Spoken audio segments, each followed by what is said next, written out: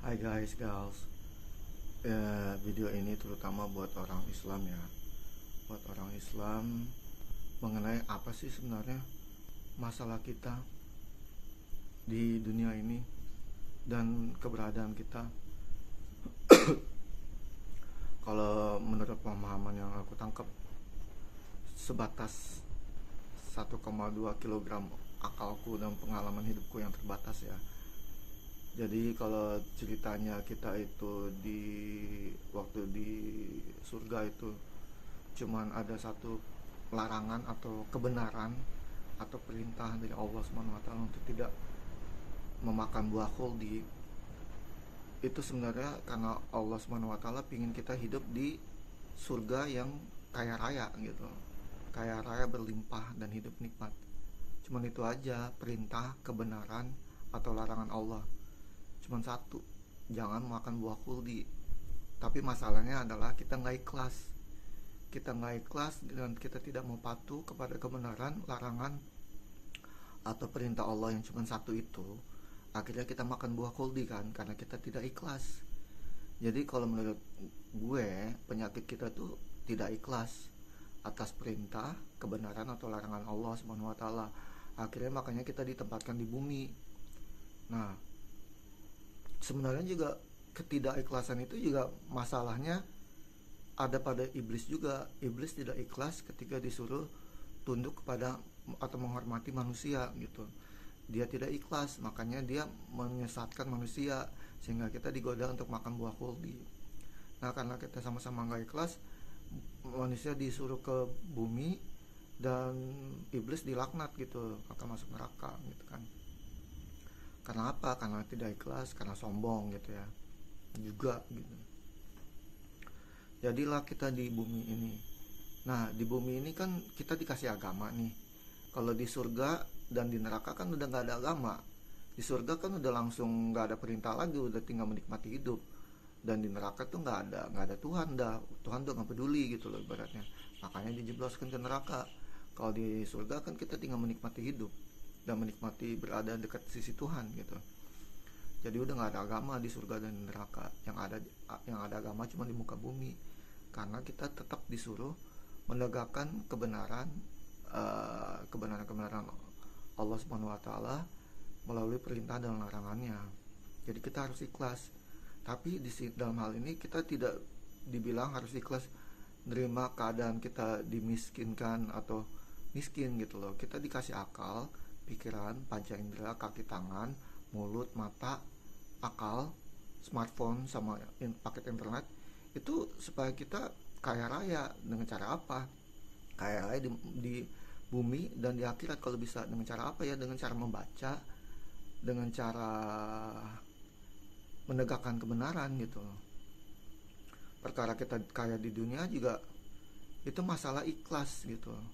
Kalau ikhlas dan bersyukur atas apa yang udah ada gitu loh, walaupun belum seideal yang kita mau, kata Allah jamin bahwa kalau kita bersyukur kita akan ditambah nikmatnya.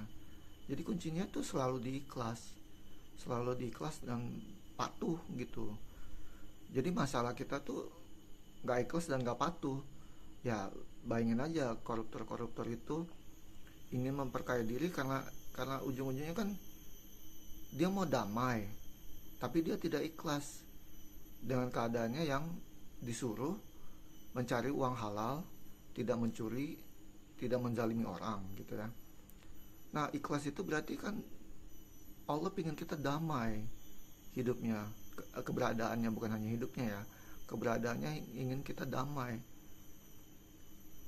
di surga gitu loh. Makanya waktu di surga kita dites, ini orang mau hidup damai apa enggak. Nabi Adam sama Hawa udah jelas-jelas hidup damai di surga, cuma ada satu larangan, tapi itu pun nggak damai karena mereka tidak ikhlas.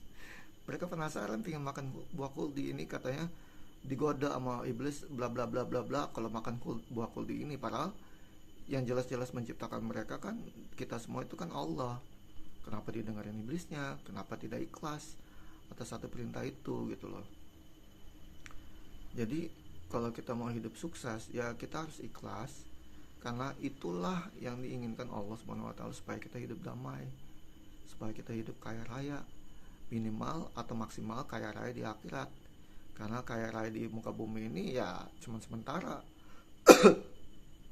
Tidak ada harta benda yang dibawa ke surga, cuman bagaimana kita memanfaatkan apa yang diberikan Allah Subhanahu wa taala berupa tubuh dan waktu dan kesempatan ini untuk memaksimalkan kesempatan kita untuk masuk surga lagi gitu.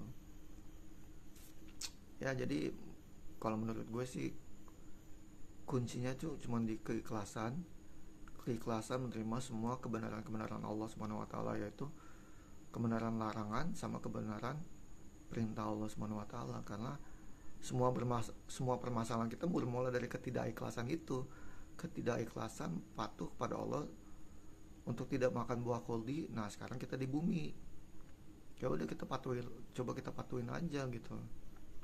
Karena ujung-ujungnya juga kita mau lari kemana gitu, balik lagi ke sang pencipta kita gitu. Mau lari kemana? Emang pejabat teman kita gitu yang menjadi pejabat bisa nyelamatin kita? Emang nafas kita itu dari teman kita gitu? Nafas kita kan dari Allah Subhanahu wa taala gitu. Seandainya nih kita semua masing-masing atau enggak minimal mayoritas ikhlas gitu, tunduk patuh kepada Allah Subhanahu wa taala, tidak iri dengki, tidak saling menjatuhkan, tidak saling menzalimi, tidak saling merugikan, malah justru bersaing dalam bagaimana caranya membuat Tuhan itu senang sama kita dengan berperilaku baik kepada diri sendiri maupun orang lain. Itu berarti kita itu ketika menjalankan perintah-perintah agama seperti sholat, zikir, ibadah, haji gitu, puasa, itu semuanya kan tujuannya untuk terwujud dalam kehidupan kita keluar. Jangan sampai kita sholat tapi kita menjelek-jelekan orang lain. Jangan sampai kita sholat tapi kita tetap korupsi. Itu kan berarti sholatnya gak ada faedahnya gitu loh, cuman ritual aja, cuman gerakan-gerakan tubuh doang gitu. Jadi kalau kita sholat, kita zakat, itu puasa, itu cuma latihan. Tapi yang latihan itu harus terwujud dalam perilaku, pikiran, perbuatan, perasaan yang menunjukkan bahwa kita memang membuktikan bahwa Allah memang Allah dan kita makhluk yang amat tergantung pada Allah. Kalau bisa disebut kita, kalau kita bisa disebut kita tuh maha tergantung Allah. Nafas kita aja, tiap nafas kita aja itu dari Allah, atas izin Allah. Ya, setiap sel darah kita, setiap sel tubuh kita, setiap sel organ tubuh kita itu Allah yang pelihara. Dan kita cuma disuruh patuh aja. Patuh karena apa? Karena Allah pengen kita kaya raya di akhirat nih, maksimal. Kalau bisa kaya raya juga di dunia, tapi itu kan Allah Maha tahu kalau kita kaya raya di muka bumi ini, apakah kita mampu mempertanggungjawab kekayaan yang kita punya gitu. Jangan-jangan kalau kita kaya raya malah makin banyak berbuat maksiat atau malah jadi angkuh dan sombong gitu. Ya gitu deh kalau menurut gue ya, permasalahan kita tuh karena kita tidak ikhlas aja dari sejak Nabi Adam.